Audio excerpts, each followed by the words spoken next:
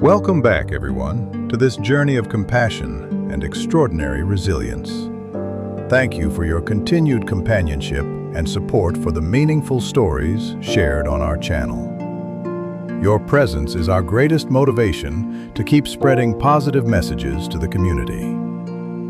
Darkness enveloped the old house, a place Tu Huyen once called home, but which had now become a living hell. The sound of torrential rain on the tin roof could not drown out her ex-husband's cruel calculations about selling their small daughter to pay off debts. In extreme panic, Huyen hurriedly grabbed the sleeping baby, Phuc An, stuffed a few meager belongings into a bag, and slipped out the back door. With no way back, she could only flee into the pitch-black night of the remote countryside. Huyen's bare feet sank deep into the mud, the cold seeping into her skin. Yet she dared not stop. When her strength was finally spent and her vision blurred from a mixture of rain and tears, she collapsed by the roadside. At that moment, a pair of headlights swept across the scene, piercing the darkness. Officer Van, a policeman on his way home, discovered the small figure huddled protectively over the child. Startled, he stopped his vehicle and tried to wake the mother, who was drifting into unconsciousness from exhaustion. Under the glare of the headlights, Huyen's pale face appeared filled with fear and weariness. Even as she dimly recognized the officer, she whispered through tears, "Don't take my child. We have no home." Moved by the tragic situation, Officer Van decided to bring the mother and child to his house for refuge. There, despite being surprised, Van's mother opened her door to them, clearing a corner in the old kitchen next to the sugarcane garden so they would have a place to stay through the long night. The next morning, as the chirping birds behind the sugarcane garden woke Tu Huyen, she realized she was lying in the old kitchen of Officer Van's family. Although the place was dusty, the peacefulness eased some of the fear from her escape the previous night. While tidying her meager belongings, Huyen touched an object wrapped in old velvet. It was her grandmother's notebook and a small bag of seeds she had managed to bring along. Huyen's grandmother had been a well-known herbalist in the region, and this notebook recorded formulas for distilling herbs and methods for caring for precious plants. Looking out at the weed-filled vacant plot behind the sugarcane garden, an idea sparked in Huyen's mind.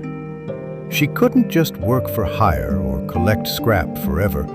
She needed to use this knowledge to create a future for Phuc An. When Officer Van brought her a new basket bought from the market and some milk for the baby, Huyen bravely shared her intentions. Van silently looked at the yellowed notebook and nodded encouragingly. "Rest assured here, if you want to farm, I will help you reclaim this land." However, the appearance of Van's mother at the door, her eyes filled with doubt, served as a reminder that the journey ahead would not be easy. Life at the old kitchen by the sugarcane garden had just begun to stabilize when Tu Huyen faced her first challenge. The owners of the main house, who had been working away for a long time, unexpectedly returned. They were surprised and displeased to find a stranger and a young child living on their premises. With stern faces, they demanded that she pack her belongings and leave, as they did not want a stranger staying with them. Tu Huyen was extremely worried.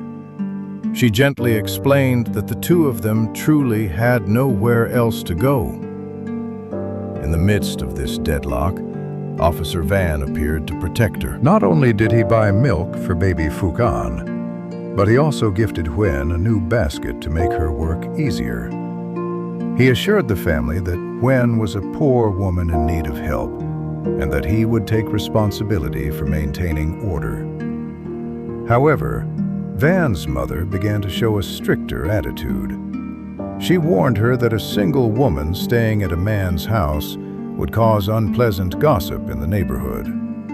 She was also concerned about her son's safety as Huen's ex-husband was constantly lurking around. The old woman's warning was like a bucket of cold water on her newly ignited hope, making Huen realize that while this shelter could shield her from the rain, it might not be able to protect her fragile life. To avoid being a burden and to prove her independence to Officer Van's mother, Tu Huyen began her tireless days of making a living. Early in the morning, after nursing baby Phuc An, she placed him in the new basket gifted by Van and started her journey along the roads. Under the dry countryside sun, her bare feet walked on pebbles, while her eyes constantly searched for discarded plastic bottles and tin cans, what she called treasures, to exchange for small change for milk. However, Huen's goal was not limited to scrap metal. Whenever she passed by ditches or forest edges, she stopped to observe wild plants. Thanks to her grandmother's notebook, Huen recognized that lemongrass bushes, goosegrass, or pomelo flowers scattered at the tree bases were all precious ingredients. She carefully collected them into a separate compartment in her basket, nurturing plans for her first batches of essential oils. There were times when her shoulders ached from the weight of her child and belongings, but seeing Phuc An's smile made all her fatigue vanish. The arduous work of collecting scrap sometimes met with disdainful looks from passers-by. Nonetheless, she kept working with the highest self-respect. She would rather suffer and be dirty than accept charity. In the afternoon, Huen visited local gardens, asking owners for permission to pick late-ripening or pest-damaged fruits to resell cheaply at the market, saving every bit to cover their daily expenses. After long days of roaming and collecting, the small corner of Tu Huyen's old kitchen was now filled with dried herbs. Utilizing the precious knowledge from her grandmother's notebook, Huyen began the work she had long nurtured, distilling the first batches of fragrant water. She used salvaged tin cans and glass bottles, thoroughly cleaning and sterilizing them with boiling water to serve as containers. In the sweltering heat, Huen lit a wood fire, carefully tending the flames for the pot of herbal water. Sweat rolled down her forehead, soaking her worn-out shirt, but her eyes sparkled with hope as the pure scent of lemongrass and pomelo blossoms began to spread, overpowering the musty smell of the old kitchen. To earn immediate income, she also took jobs picking guavas in nearby orchards, flipping leaves to select the rosy, sweet-ripening fruits to sell at the market. Every small wage of 15,000 Vietnamese dong per kilogram of guavas, or the spare change from scrap metal, was cherished to buy more milk for baby Phuc An. The appearance of the handmade herbal fragrant water surprised Officer Van. He not only supported her legally against her ex-husband's harassment, but also brought packs of baby milk to help lighten her burden. Witnessing Huen's resilience, Van grew even more confident in the path she was choosing. The sweat falling today was not just for survival. It was nourishing a fragrant melody for the future of the mother and child under the sugarcane garden shelter. Tu Huyen's herbal distillation work in the old kitchen began to attract the attention of those around her. However, instead of support, she faced skeptical looks and whispering gossip. The villagers, already curious about the strange woman who suddenly appeared at Van's house, now saw her lighting fires all day, fussing with bottles and unfamiliar scents, and began to spin unpleasant rumors. Many believed Huyen was up to something shady, or worse, using charms to seduce the kind policeman. Van's mother, who already had prior prejudices, grew even more anxious under the pressure of public opinion. She couldn't sit still seeing her son constantly helping Huyen, from buying her a basket to protecting her from her ex-husband. She feared the family's reputation, and Van's future would be ruined by their presence. The height of her hardship came when Huen took her first bottles of fragrant water to the market to trade. People not only refused to buy, but also uttered bitter words, shooing her away from the stalls because they considered her a person of unknown origin. Standing in the market, clutching baby Phuc An, Huen felt more isolated than ever. She realized that to be accepted on this land, she didn't just need hard labor. She had to prove the true value of what she was doing and overcome the invisible wall of social prejudice. Witnessing Tu Huen being rejected and hurt after the market session, Van couldn't help but feel sorrowful. He understood that these herbal fragrant bottles were not just products, but her entire hope and self-respect. One morning, Van stopped by the old kitchen with his motorcycle, which had a sturdy cargo rack attached. He smiled encouragingly. "Huen, don't be discouraged. The villagers don't understand its value yet, but it's different in town. Today is my day off. Let me drive you and the baby to the district town to give it a try." The journey on Van's old bike took Huen and her child away from the village bamboo groves, heading towards tourist rest stops and souvenir shops. Van was not only the driver, but also became an effective marketer. As a reputable police officer, his introduction of natural, clean, and fragrant herbal products from a resilient mother quickly garnered attention. After trying it, an herbal tea shop owner was stunned by the purity of this hand-distilled batch and decided to take the first few bottles. The money received from the first sale wasn't huge, but to Huen, it was more precious than anything. For the first time, she held large denomination bills earned through her knowledge and creative labor, instead of the small change from collecting scrap or picking guavas for hire. On the way back, Van thoughtfully stopped to buy baby Phuc An a small toy and a new pack of milk. Looking at Van's steady back under the sunset, Huen felt a warmth creeping into her heart. This ride didn't just carry bottles of fragrance. It carried the belief that the path she chose had begun to bloom. Just as Tu Huen and baby Phuc An's lives began to see new rays of hope through the sale of herbal fragrances, a dark shadow from the past suddenly appeared to shatter their peace. Huen's ex-husband, the man who heartlessly drove them out of their home and once intended to sell his own flesh and blood, had caught wind of her whereabouts. He showed up at the sugarcane garden with a threatening demeanor, not to apologize, but to demand money. "You're quite something, hiding out here to flirt with a policeman and get rich from business. Give me the money, or don't blame me for being cruel." His shouting startled baby Phuc An into crying. He not only demanded a share of the profits from the essential oils Huen had painstakingly distilled, but also used insulting words to attack her and Van's honor. Faced with his aggression, Huen trembled and held her child tightly, the extreme fear of the night she escaped years ago rushing back. Fortunately, Van arrived just in time. With the courage of a police officer, he not only protected Huen and her child from physical harm, but also presented ironclad evidence of the man's past child abuse and illegal acts.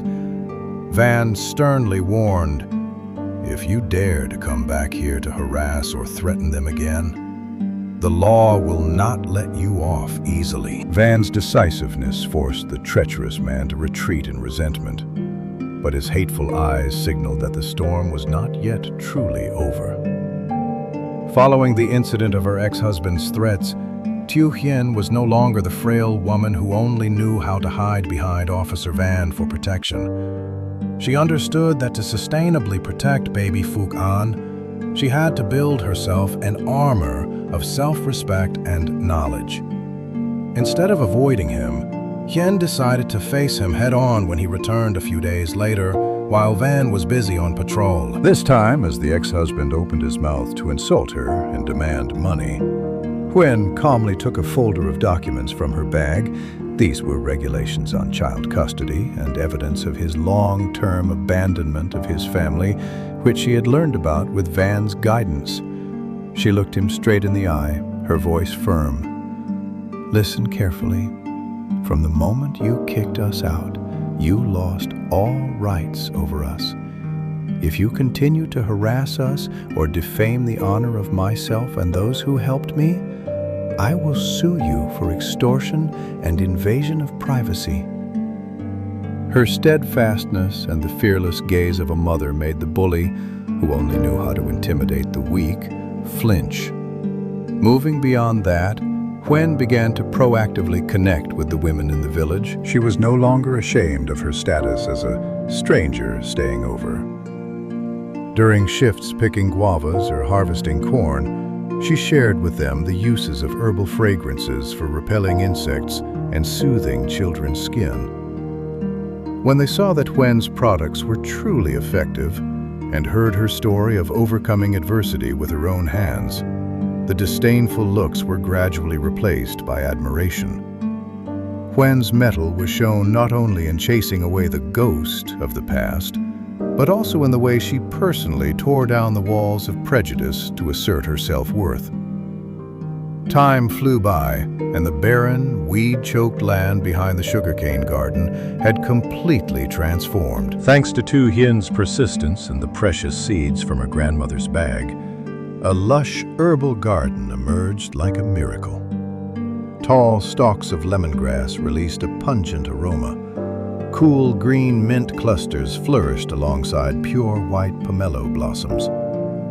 The garden was not only a rich source of raw materials, but also a testament to the powerful revival of Hien and her child.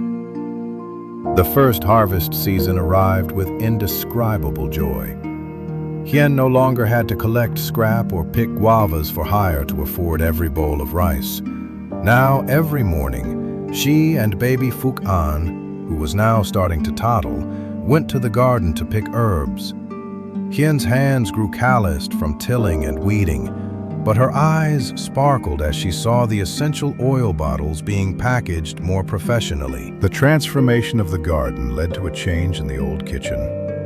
She kept it clean and organized, turning it into a small production workshop filled with the scent of nature. Officer Van still visited regularly, but no longer to supply necessities. Instead, he helped Huen find more stable market outlets. He was stunned by the miraculous transformation of the land. Even some villagers who were once skeptical now came to ask for or buy dried herbal pouches to fumigate their homes or bathe their children. The image of Tu Huen standing in the middle of her lush green garden, personally harvesting the fruits of her labor, became a new symbol of resilience in this poor countryside. This harvest season brought Huen not only material value, but also a newfound confidence and status within the community. For a long time, Van's mother had kept a cold distance from Tu Huen. She wasn't malicious, but prejudices about a woman of unknown origin and concern for her son's reputation had created a dividing wall. However, everything began to change one rainy night when she suddenly suffered a severe asthma attack and the medicine in the house had run out. While Van was away on night shift, Tu Huen heard the old woman's racking coughs and labored breathing from the main house. Without hesitation, she carried Phuc An and ran up. Recalling the remedies in her grandmother's notebook, Huen quickly went to the kitchen, burned a handful of dried herbs combined with the lemongrass and ginger essential oil she had recently distilled to create a therapeutic vapor for her. She gently massaged and comforted the old woman until her breathing gradually stabilized. Throughout that night, Huen did not sleep. She sat quietly by the bedside to watch over her and cooked her a warm bowl of onion porridge. The next morning, waking up to find Tu Huen fallen asleep by the bed with an exhausted face but still clutching her hand, the old woman's hardened heart completely melted. She realized she had been far too harsh on such a kind soul. When Van returned, she took Huen's hand and said in front of him, "I'm sorry, Huen. From now on, you and baby Phuc An should consider this your home." Don't call it staying over anymore." The old woman's words lifted a 1,000-pound burden off Wen's shoulders.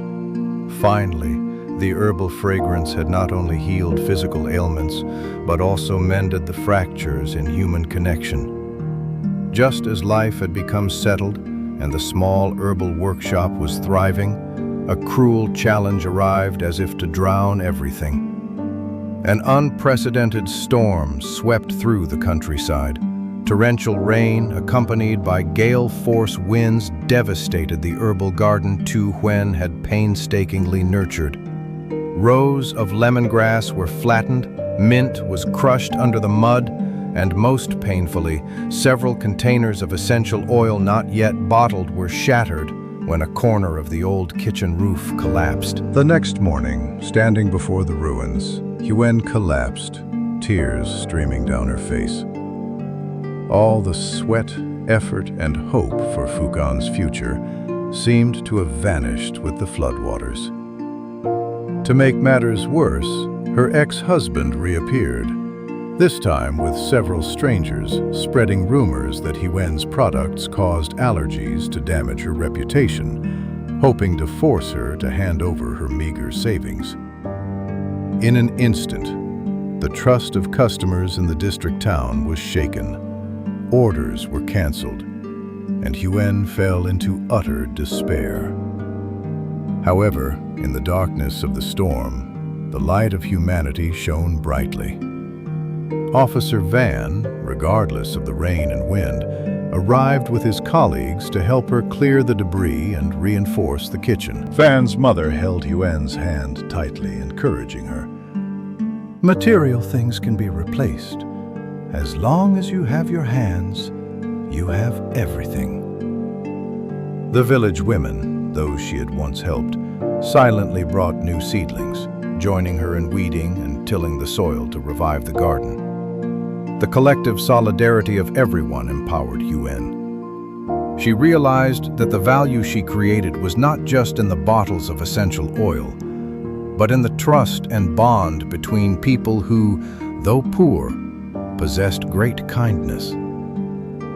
After the fierce storm, Tu Huyen realized that individual strength is limited, but the power of solidarity is boundless.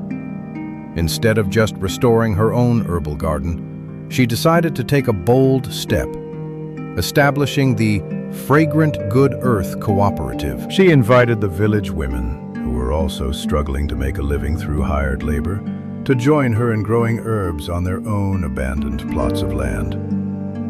Huyen did not keep her secrets. She dedicated herself to teaching the locals how to select lemongrass varieties, care for mint, and use harvesting techniques that maximized medicinal properties. Once again, Officer Van became a vital bridge, helping with legal procedures and connecting with herbal medicine enterprises in the city to sign consumption contracts. The cramped old kitchen had now evolved into a clean, standardized processing workshop where the cheerful laughter of women replaced anxious sighs about daily bread.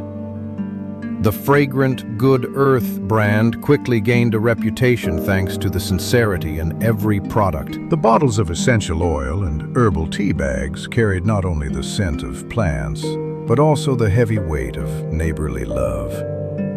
Now, Tu Huyen was no longer the shunned stranger staying over. She had become a leader, helping many families in the area escape poverty. The image of her standing in the workshop yard, proudly introducing her homeland's products to customers, was the clearest proof that when we sow kindness and perseverance, we will harvest a whole season of happiness.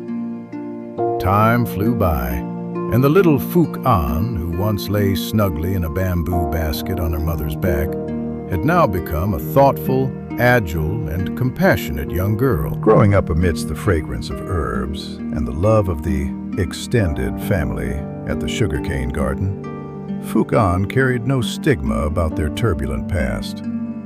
Instead, she was always proud to talk about her resilient mother, the woman who had turned old plastic bottles into precious jars of essential oil. Every day after school, Fukan would skip through the rows of lemongrass, helping her mother weed or pick fallen pomelo blossoms to scent tea. Her presence was like a breath of fresh air, chasing away the exhaustion of the women in the cooperative. Notably, the bond between Fukan, Officer Van, and Grandma, Van's mother, had become as close as blood relations. Fukan's confident steps on the bamboo-shaded village path were the clearest proof that a child raised with kindness and resilience will always shine. Watching her daughter grow, Tu Huyen silently thanked the hardships that had shaped her mettle today. She understood that the greatest legacy she could leave her child was not money or fame, but the lessons of independence and compassion. Seeing Fukan confidently standing before visitors to explain how to distinguish between fragrant leaves, Huyen knew she had conquered destiny. The scars of the past were now fully healed by her child's crystal-clear smile and the serenity of the old garden.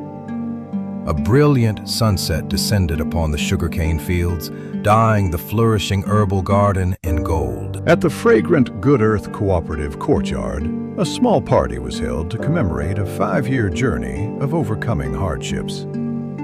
Tu Huyen stood there in a simple ba-ba shirt, her smile radiant with happiness.